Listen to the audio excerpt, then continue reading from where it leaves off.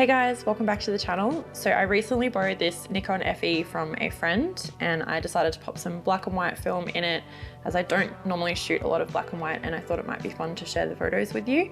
So filmed a little bit of B-roll of a photo walk in Mermaid Beach while we had the baby in the car, and I've got the photos back. So I'm super psyched to share them with you guys and also let you know how I went with the FE as a camera. So let's get into it. So I wanted to just quickly share this Nikkormat EL that I have had for many years. It was one of the cameras I first started shooting film with.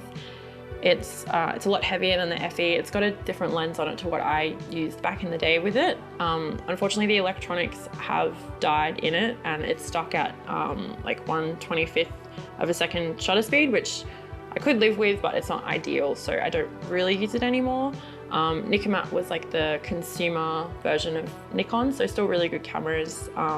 But yeah, I just noticed a lot of similarities between the FE and the Nikkormat EL, just in like, yeah, function and like mechanics and stuff. So I felt really comfortable using this, like I felt really familiar. So my friend who I borrowed this camera from popped a lens on it that he thought would be really suitable for my style. It's I have to look because I'm terrible at remembering numbers, 36 to 72 millimeter, which is kind of an unusual like focal length. I hadn't really heard of that before. So yeah, 3.5, which is fine for me. I shot this mostly from sort of ranging from 22 to like f-stop 22 to 8 because it was quite an overcast day, kind of difficult light, but it was still really bright and I was shooting a lot of like white buildings. So just so that it didn't blow out, I went up to 22. So yeah, I thought this lens was, yeah, really perfect for me, and I had a lot of fun using it on the FE. It's a really nice camera. All right, so we're gonna take a look at the photos. I'm not gonna go through too much about the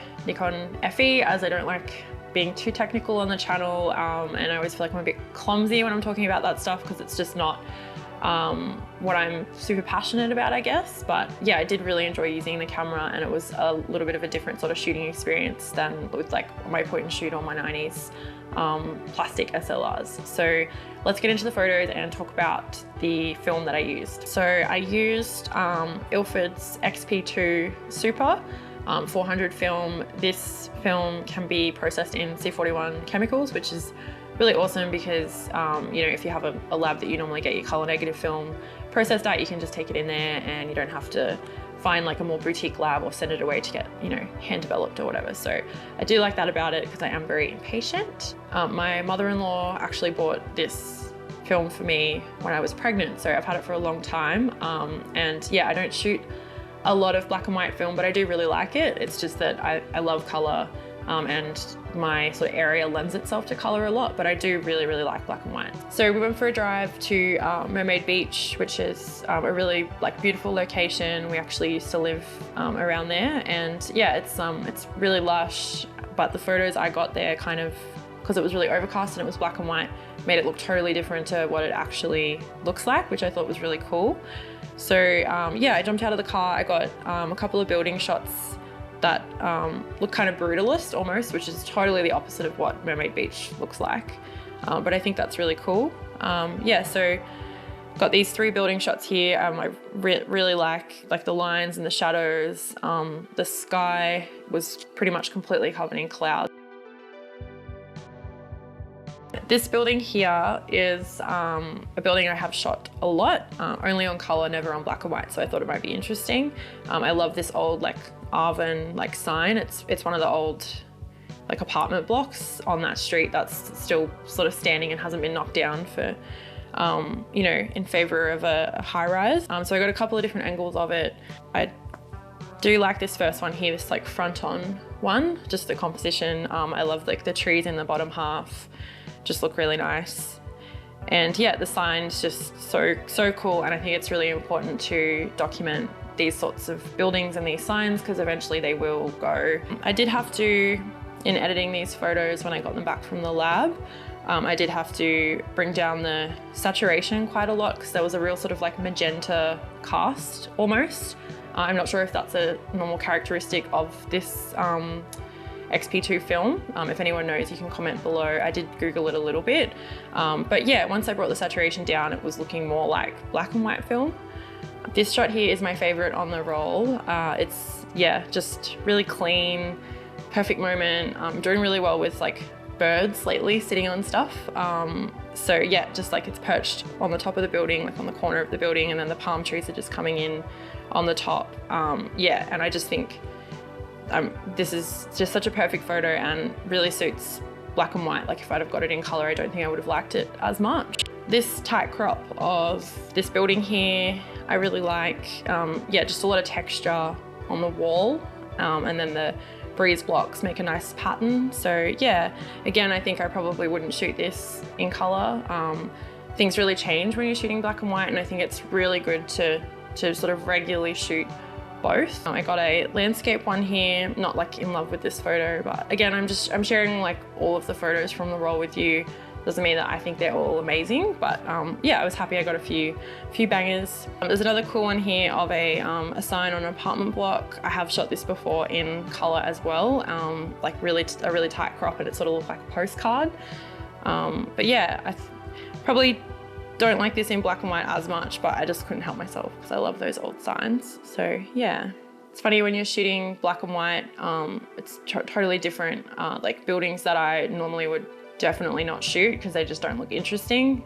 Shoot them on black and white, and like, yeah, they just have a totally different vibe because it's more about like the structure and the angles and the shadows. Whereas if I see a new building and I've got color film loaded up, I won't take it unless the building is sort of a little bit older.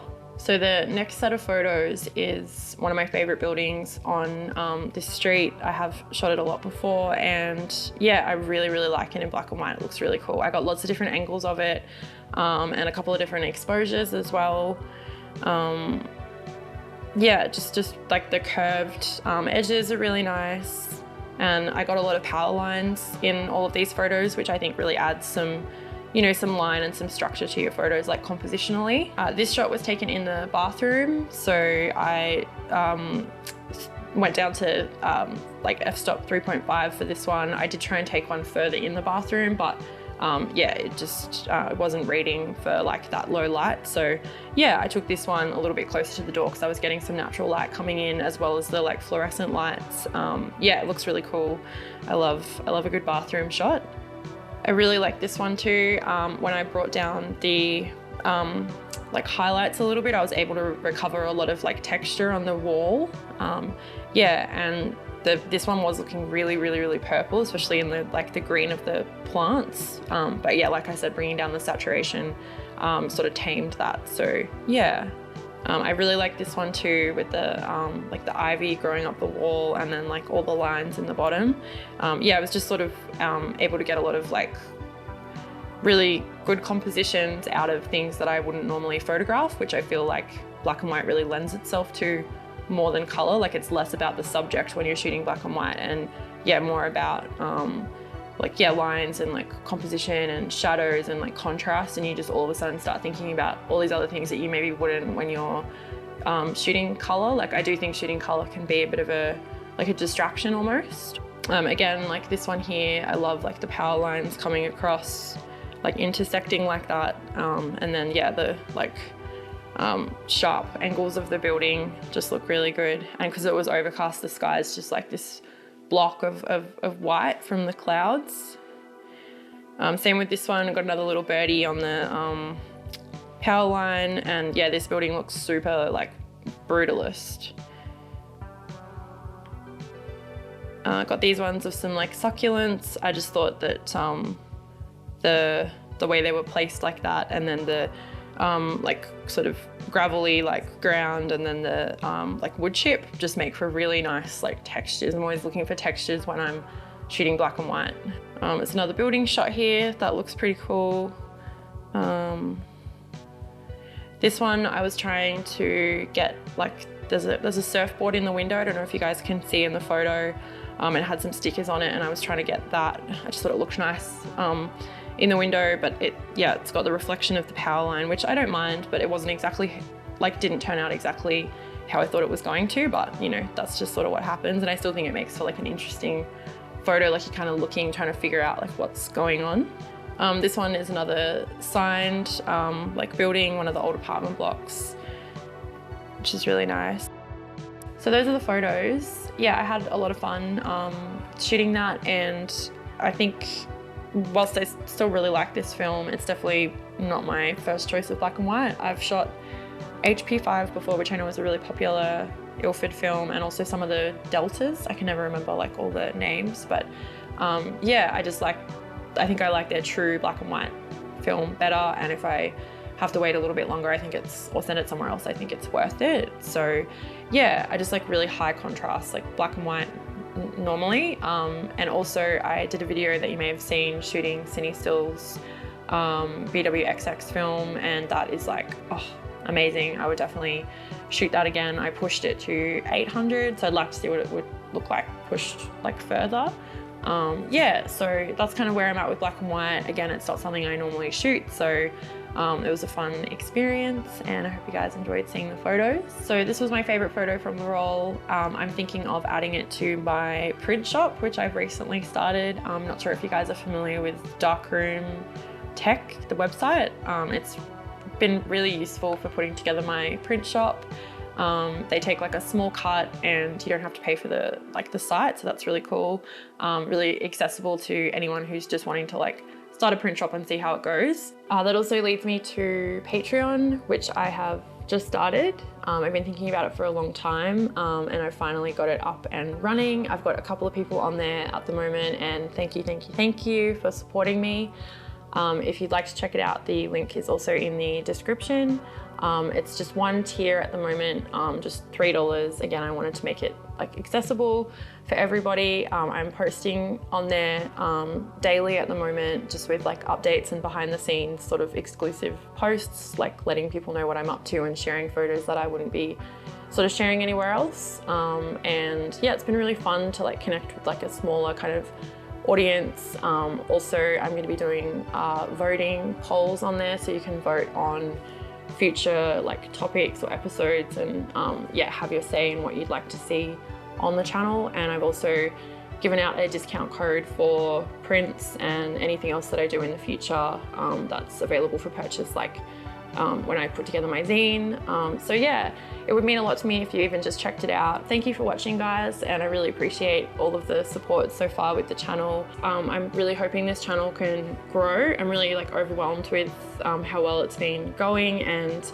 I would love to be able to do this full time. Okay, so that's it, guys. I hope you enjoyed that little video. I've got a couple of podcasts coming up, so I'll be posting on Instagram and YouTube about those too. So stay tuned and stay safe. I'll see you guys in the next video. Bye.